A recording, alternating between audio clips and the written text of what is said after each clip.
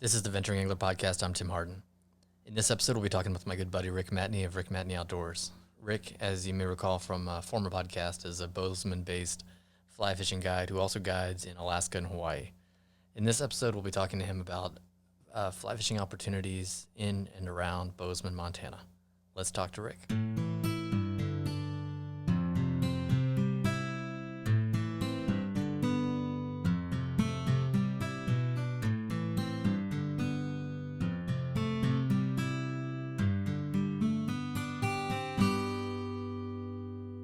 All right, we're here with Rick Matney.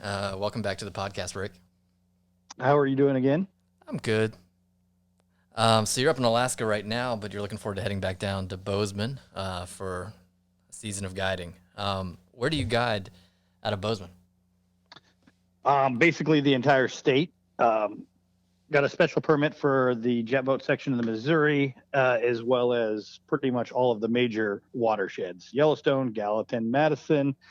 And then I like to fish a bunch of kind of smaller, no-name stuff as well. Spend a fair amount of time in those areas. Oh, cool. What are the names of those places? Yeah, I'm not going to tell you. We've had that conversation before. Yeah. So, Bozeman, as you know, is really emerging as sort of an epicenter in fly fishing. And so people are going there for business now. They're going there for trips, trips to Big Sky, family vacations, and what have you. And some people are flying to Bozeman and just finding places to fish out of Bozeman. So I think there's a big interest from our listeners about where to go and how to plan a trip to Bozeman. So what are some of the, if your base camp is Bozeman even temporarily, what are some of the rivers or other bodies of water that anglers should have on their radar? Well, the thing about Bozeman is literally every blue squiggly line has got trout in it. You can catch trout in the Costco parking lot.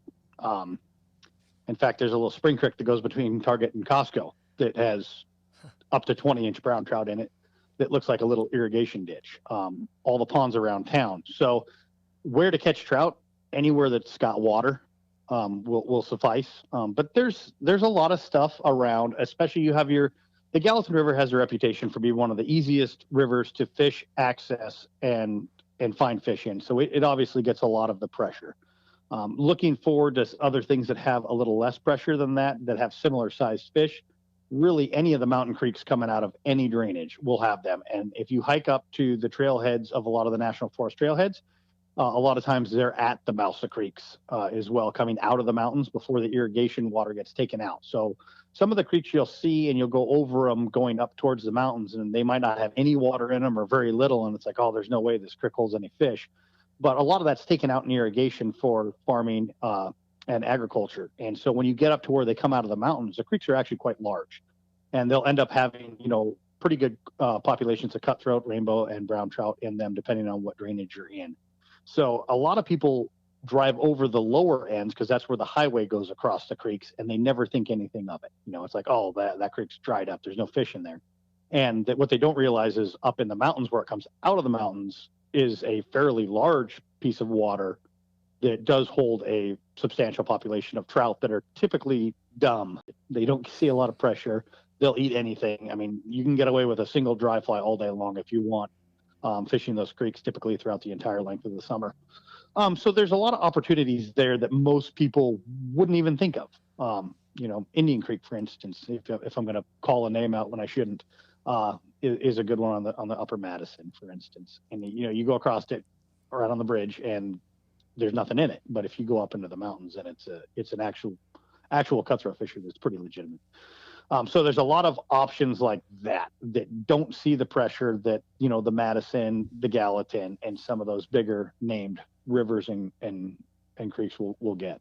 Well, that has me thinking now more about all these dry looking creeks that I drive by in California on the way to the mountains through farm country. So that gives me some paths to explore here. And so it sounds like you meant it when you said, creeks that have no name.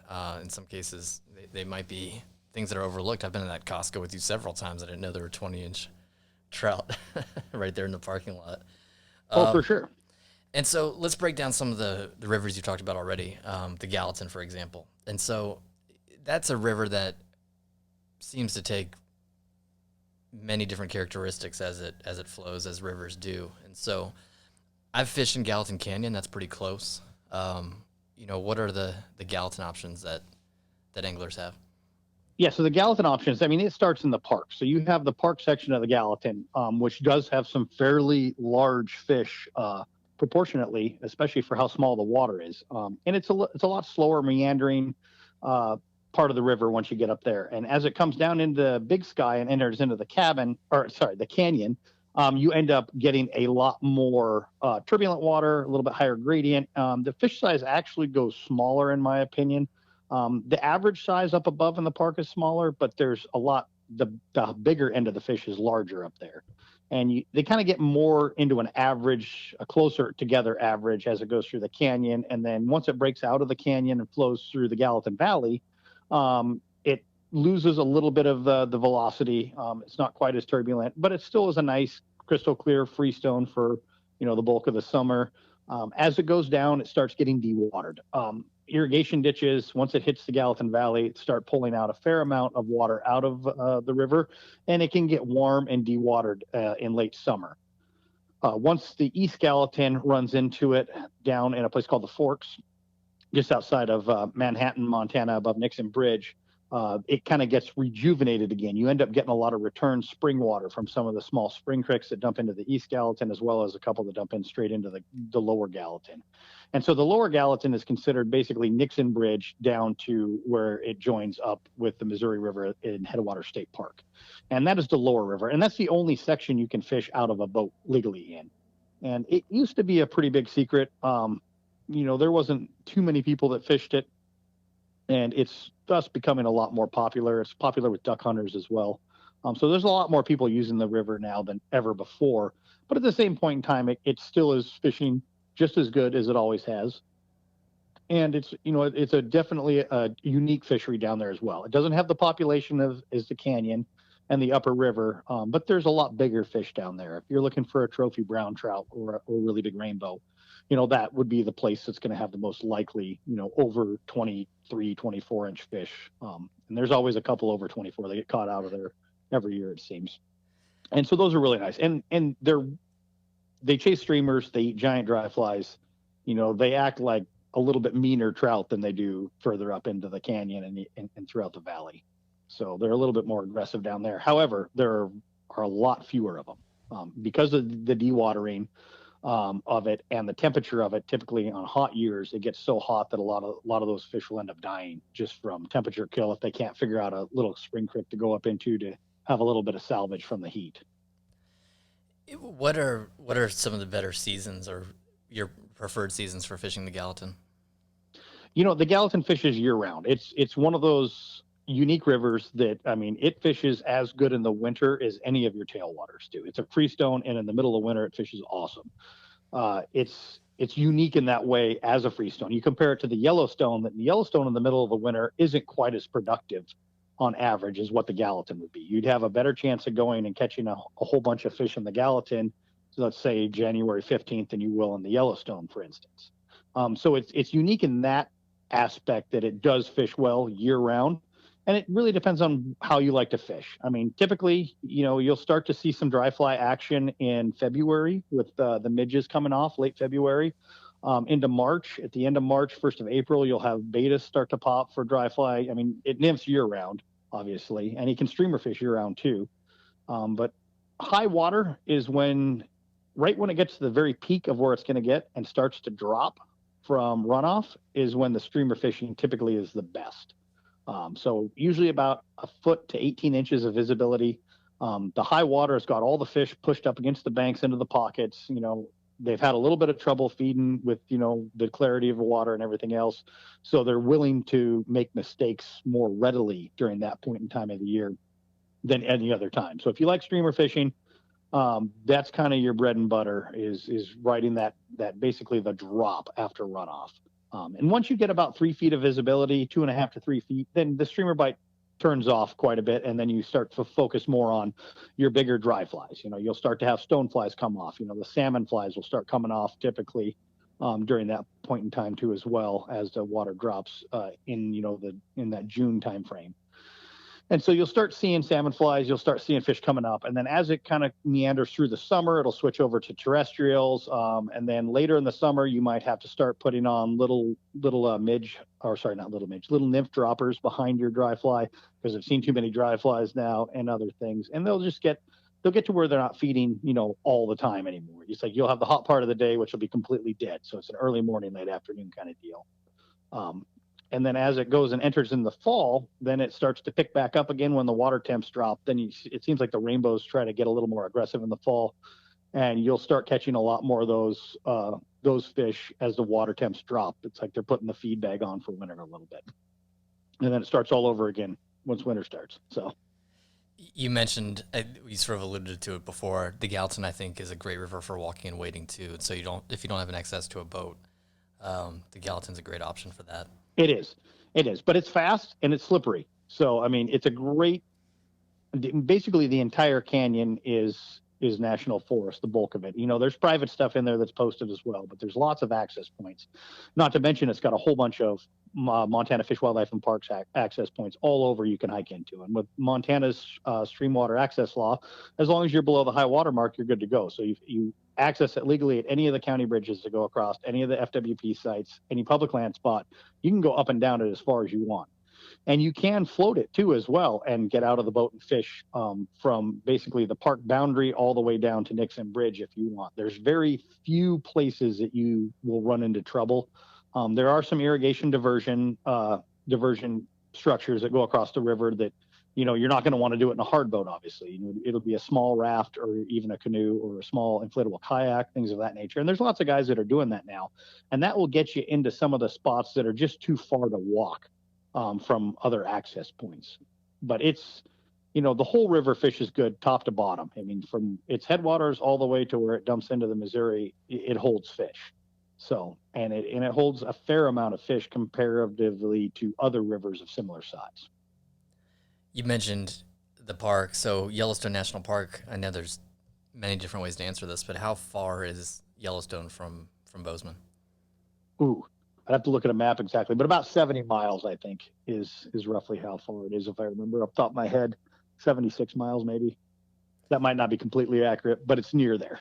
So it depends on which. It's not too far for a day trip. No, it's definitely not too far for a day trip.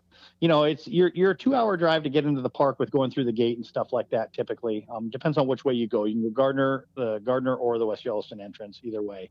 So the section of the Gallatin that goes through the park is the one. If you take the highway that goes down to West Yellowstone, it goes through the park. There's a little corner of it, and then it comes back out of the park again.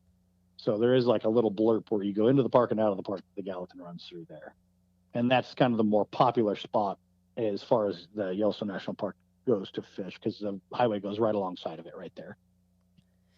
And then you mentioned you guide it. You also guide and fish the Yellowstone River. And so what are some options there for anglers? And it sounds like, that's mostly going to be some float fly fishing trips. Yes.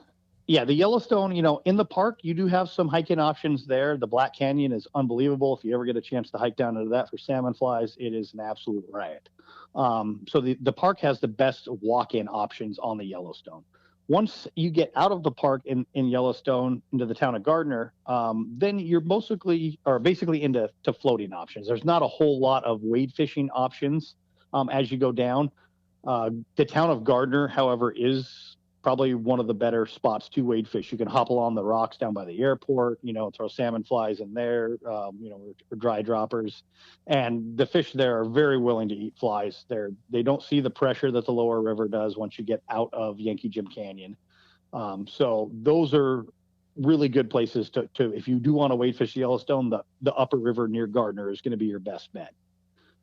Once you get into Yankee Jim Canyon, which is the canyon right below Gardner, in between Gardner and Livingston, but bumped up against Gardner, you break out into a lot slower, more meandering water, and that's where a lot of the drift boat fishermen will start fishing there for the most part, and fish from there all the way down. I fish it as far down as Billings for trout all the way down to there, and then it switches kind of over to a warm water fishery, and then it keeps going, obviously. It's the longest undammed river in the lower 48. And quite frankly, to me, it's the most interesting one, too, because it has the biggest variety of fishing options from the very, very top to the very, very bottom, you can do almost everything. And, just pick your stretch of river that you want to target for whatever you want to fish for, and you can do it. I mean, channel cats, sauger, walleye. I mean, there's paddlefish in the bottom end. It's like then trout, Yellowstone, cuts up at the top end, and brown trout and rainbows in the middle, and smallmouth. And so the list just keeps going. There's drum. I'm not even sure how many freshwater species of fish there are. But the further down the river you go, the more of those different species you get into. There's a fish called a goldeye. And they look like a piranha and a tarpon cross. They're bright silver. They kind of have the shape of a tarpon, except for their head is like a little piranha eating thing.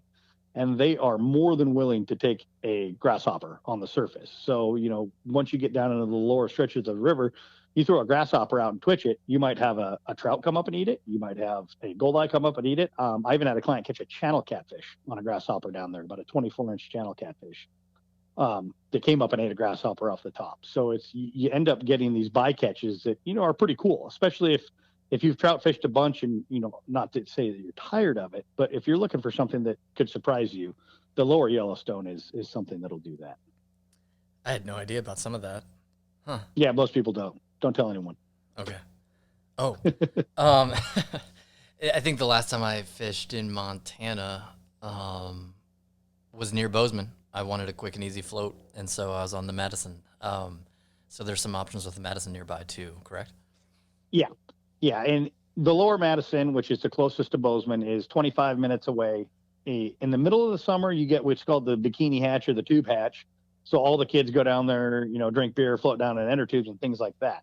So as far as midsummer goes, that's not a real legitimate fishery due to the fact that it gets very warm, it gets fairly dewatered, and you have to fight your way through a bunch of inner tubers if you want to fish during the middle of the day. That being said, it is a phenomenal spring fishery and fall fishery. It is one of the most underrated rivers, in my opinion. Everyone's like, oh, the Madison is this and this, that. Well, they're always talking about the Madison, the upper Madison. And the lower Madison, everyone just kind of ignores for the most part. It's like, oh, it's hard. There's, the fishing's tough. There's always tubers, things of that nature. And the reality of it is there's probably more 20-inch browns in the lower Madison per mile than almost anywhere I know of. As far as really big brown trout that'll eat a dry fly, that'll eat a crawdad, that'll eat a, rubber leg, a zertle.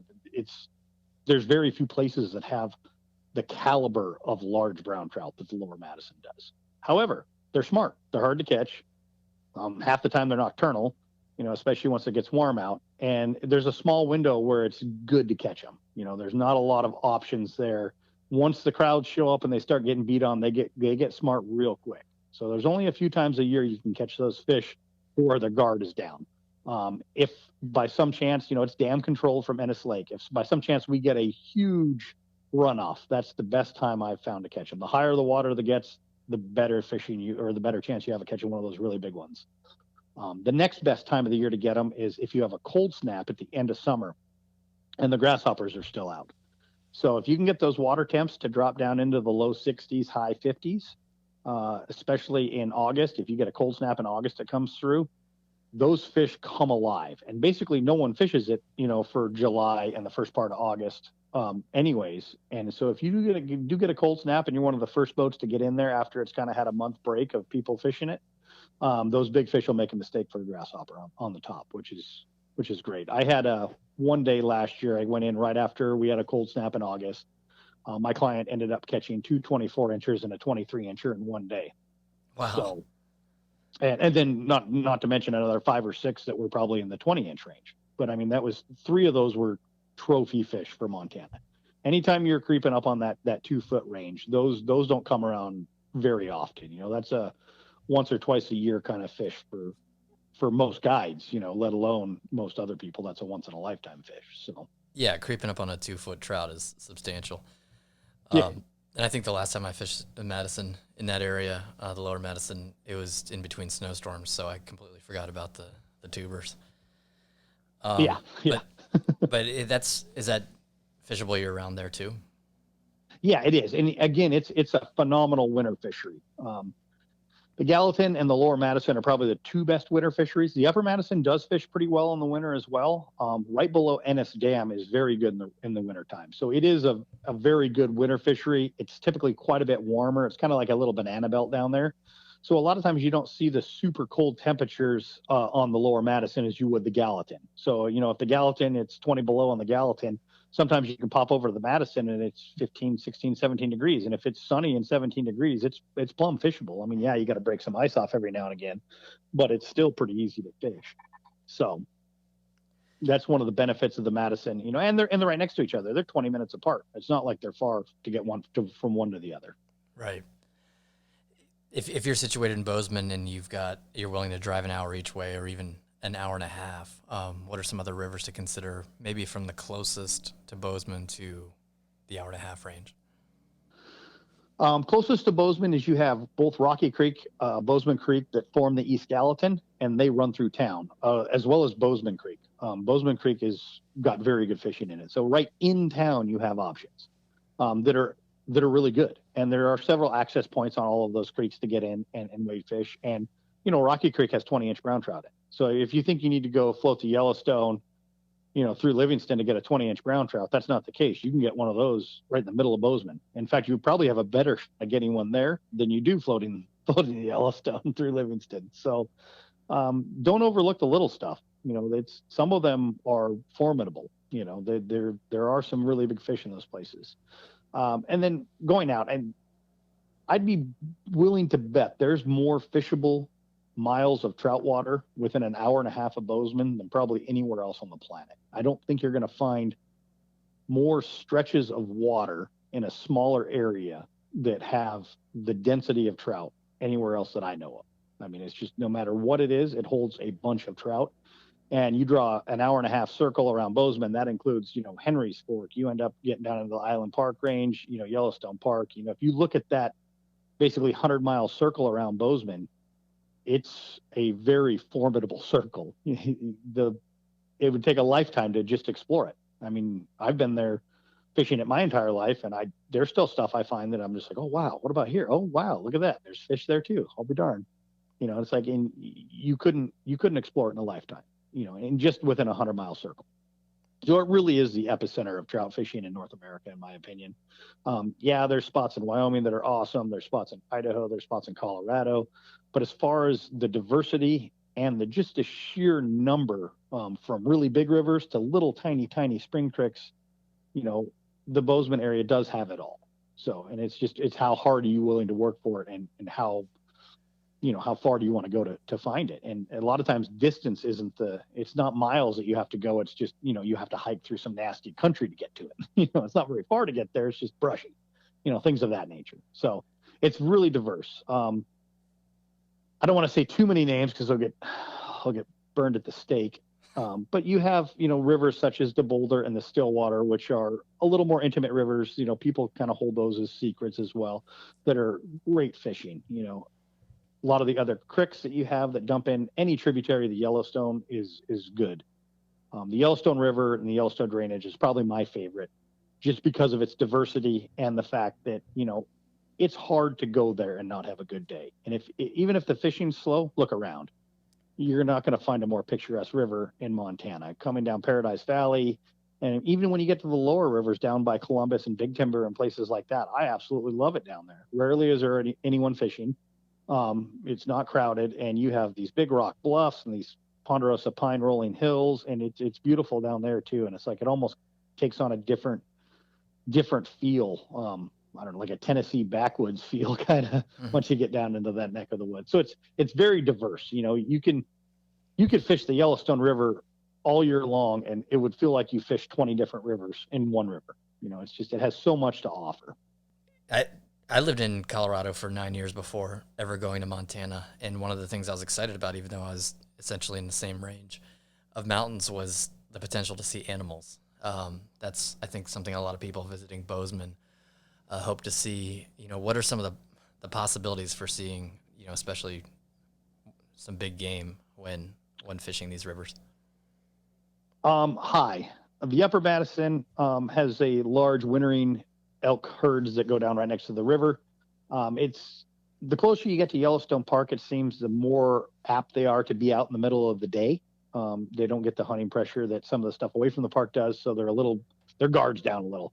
So middle of the day sightings of ungulates and big game animals, that's usually the closer you get to Gardner or down on the Upper Madison, things of that nature, you'll see more on there. But as you go throughout the different watersheds, your white-tailed deer, mule deer, you'll see black bears every now and again. That's the number one question I get, especially with new people to Montana or new people fishing. It's always, are we going to see a bear today? And my answer is always no. Every now and again it happens, but I have never understood people's infatuation with bears. There are black bears, but realistically, we're floating in the middle of the day. It's usually, during the summer months or spring months or fall months, it's usually hot. And so the chances of you seeing one of those is going to be right at first light. And, unless you're on the water at 4:00 in the morning, you're probably not going to end up seeing one. Are they there? Absolutely. They're all over the place. You can find their tracks on the sand, on the beach and everything else. But you probably won't end up seeing a bear. That being said, I have seen quite a few, but I spend every day on the water for 20 years. You're going to see all kinds of stuff. So lots of waterfowl, birds, lots of birds of prey. I mean, there's just eagles. I have to tell you a story about this lady that booked a guided fly fishing trip because she wanted to see an eagle, a bald eagle. She was from Atlanta, Georgia, I believe. And her husband fished a little. She'd never fished. And they came into the fly shop and wanted to book a fishing trip. And she was out there to see an eagle. She really wanted to see some eagles. And I did what every guide should never, ever, ever do, is I pulled out I guarantee you we'll see an eagle today move first thing in the morning. So I got her hopes up right out of the gate.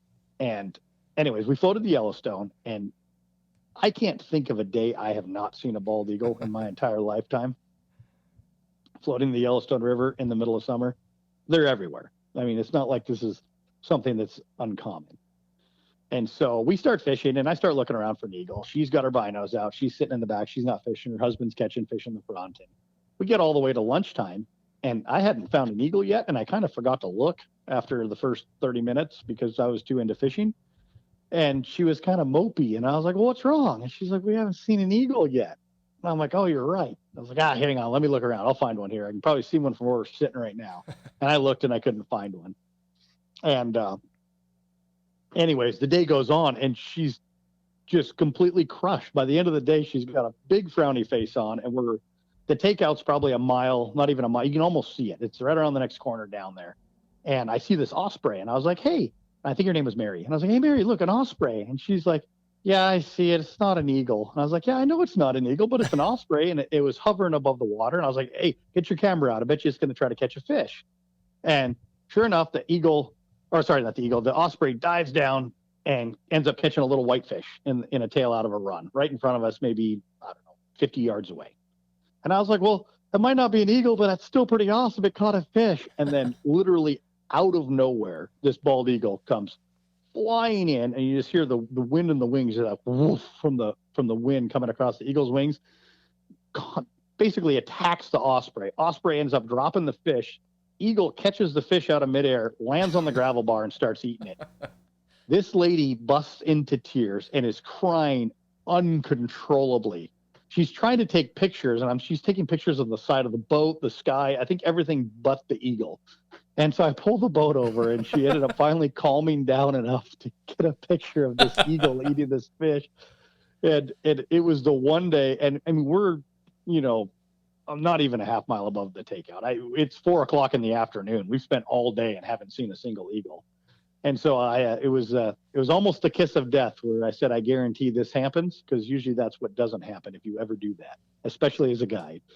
And so I got lucky at the buzzer, and we had that happen. And that was the only eagle we saw all day. And the next day, I think I tried to count the number of eagles I saw, and it was like 27 or something like that. And I was like, I don't get it. That's amazing. But it completely made her day. She couldn't have been happier. She got to see her eagle. She got some neat pictures of it, chewing on a whitefish carcass that it stole from an osprey, because that's what the eagles do.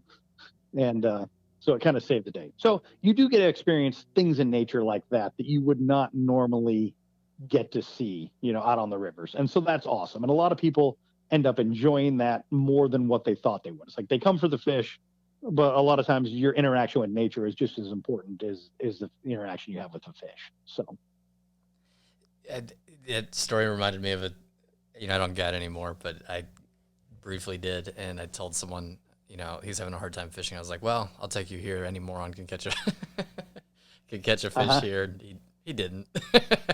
Yeah. And yeah, as soon as you say I guarantee, it's over. Right. It's like pretty hard to recover from that as a guide too. Yeah. That's on me. That's great. Geez, what an experience. I'm sure she's probably still talking about it. For anglers looking for that full Montana experience, what are there some area food and drink spots and other sites that you recommend?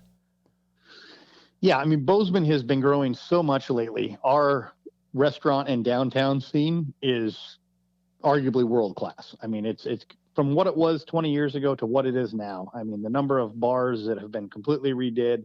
It used to be the Cisco truck delivers, and that was your option for any restaurant out to eat stuff. Is whatever Cisco delivers, that's what you get. And there's been a big push for organic grass-fed beef and sourcing vegetables locally, as well as meat and Willow Springs Ranch for lamb and stuff of that nature.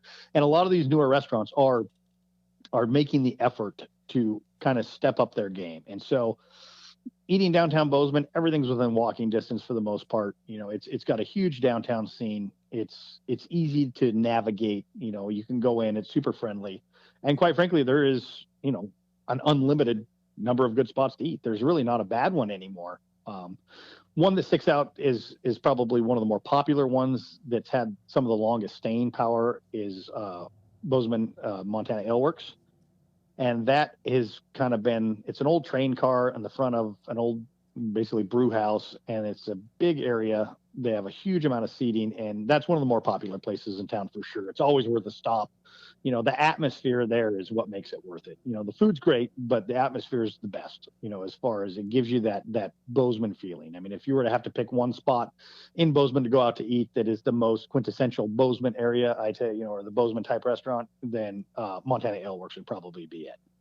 So, and it's been around one of the longest as well. So if you want to pop over to the hill to Livingston, you have some full legendary spots there. The Murray Bar.